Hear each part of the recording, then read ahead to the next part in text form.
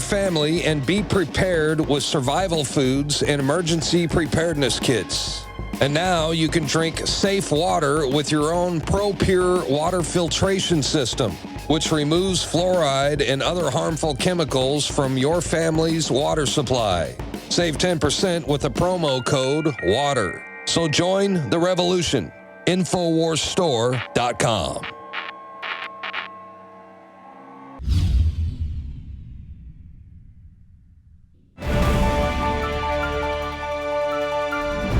Well, joining us today is Jerry Peterman. Now, he's a real Renaissance man. He's a scientist, an inventor, an entrepreneur, a writer. We're going to talk to him about some of his fiction works here, but we're going to talk to him mainly about his engineering work. Now, that's varied as well. He's got patents on wireless communication, artificial intelligence. He's done active work on DNA research, but what we're most interested there with is his work on radiation, particularly Fukushima, and trying to assess really what our risks are here in this Fukushima event. And he has a site called FukushimaUpdateReport.com where he aggregates information about Fukushima and has been doing that now, Jerry, for 3 years, because almost we're up to about the 3-year anniversary of Fukushima, and it just keeps going and going and going. It's kind of the Energizer Bunny of nuclear disasters, isn't it? Yes, it is. It's really shining. Now, we have a lot of viewers who like to take charge of their own health. They do a lot of research. They work to make sure that they've got food supply, that they can prepare for disaster.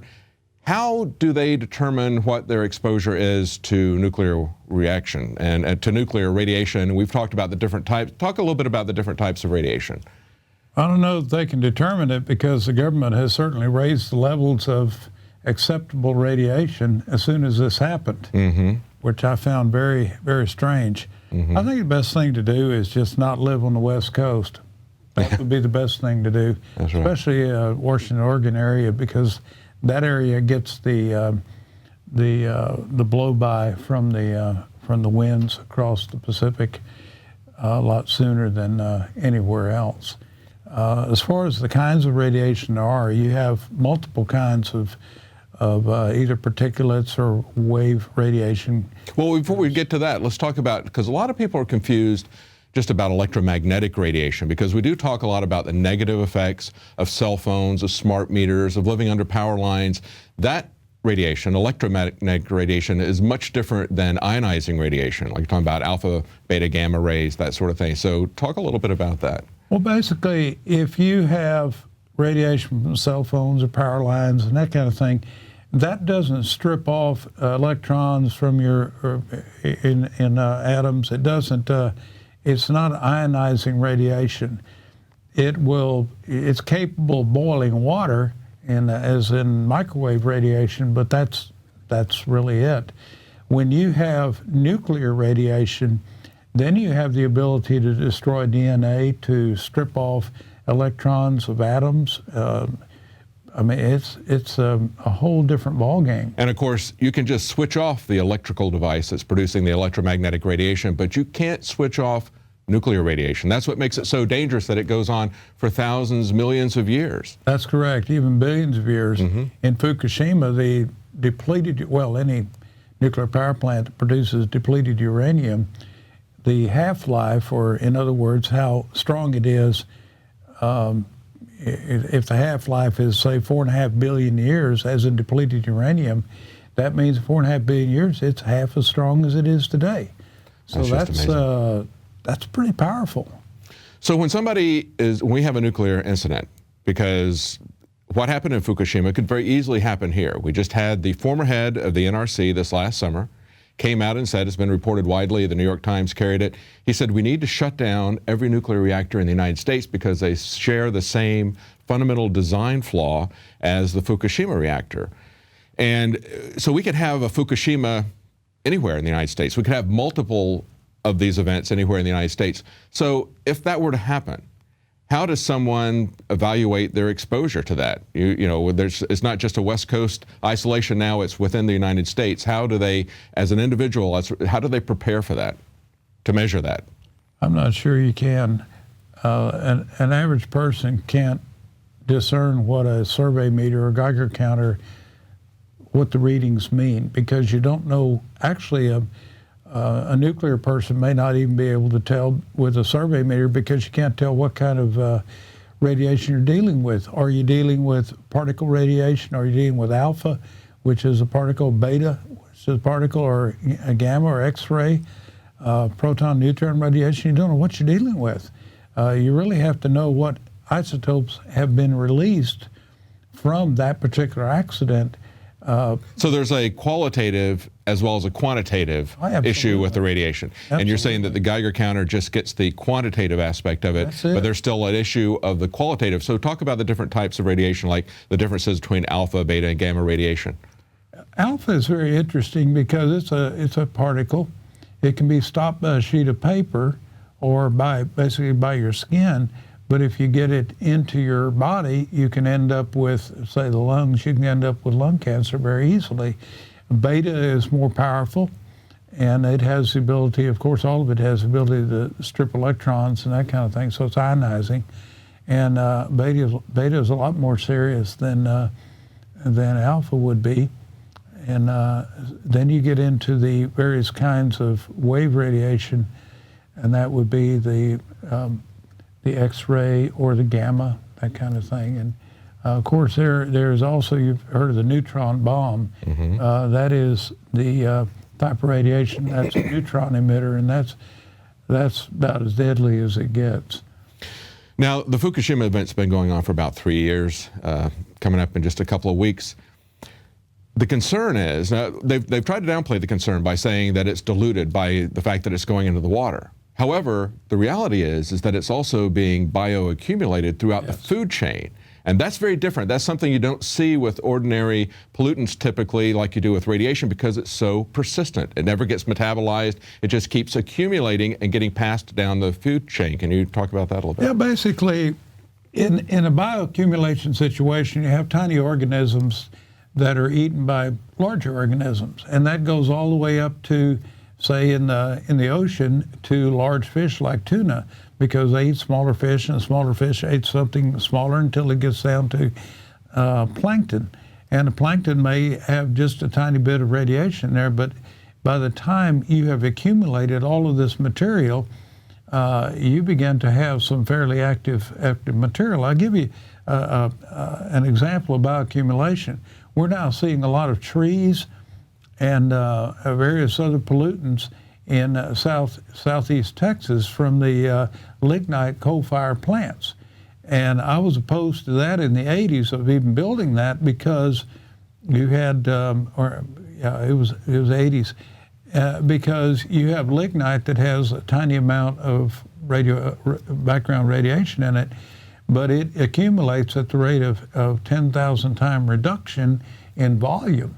So what was a small amount in a huge amount of material, when that material is reduced to an ash, then it becomes an accumulated amount.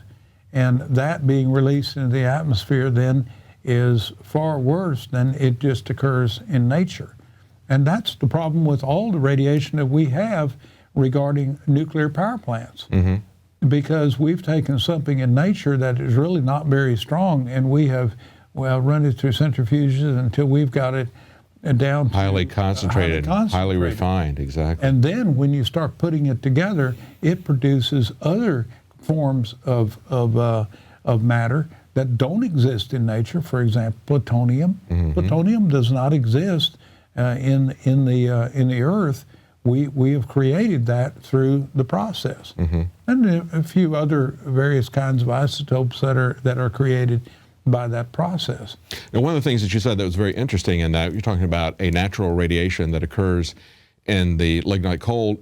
We were told in California, don't worry about this radiation that you're picking up because it's just natural radiation. It might be thorium, it might be radium. And of course, in McClellan Air Force Base, they took a lot of radium that was used for instrumentation at the Air Force, and they just buried it on the base in massive quantities, massive concentrated amounts. People were concerned about that entering the water supply. They wanted them to take it somewhere away from a population center at the very least, but instead it was going to be inconvenient and expensive for the Air Force, so against the wishes of the local government, the state government, they just buried it on site. Doesn't surprise me at all. You remember we were talking a few years ago about burying everything, and it was NIMBY, not my backyard. Yes. Okay, we were going to bury everything that was accumulated from waste in the United States from nuclear power at Yucca Flats. Yes. We were going to go out and we were going to encapsulate it in glass and stick it in there. We have very little left now to bury. And nobody talks about burying. Well, why don't they talk about burying? Because the government went back to their buddies and they bought all the rods, and the rods were then turned into munitions, and the munitions were then dumped on in the Mideast War. So we now have 40,000 tons of material which has been dumped on Iraq and Afghanistan. Now, so instead of burying it somewhere, we just turn it into weapons and shoot it at our enemies. yes, and a gift that keeps on giving, because now those people have to deal with something where they are going to have to deal with it for 4.5 billion years. Gosh. It is just, we had talked about this briefly just before the interview, how horrific these pictures of children and infants, the birth defects from depleted uranium, and how concentrated they are in the Fallujah area. And then, of course, it's not limited to just the people of Fallujah.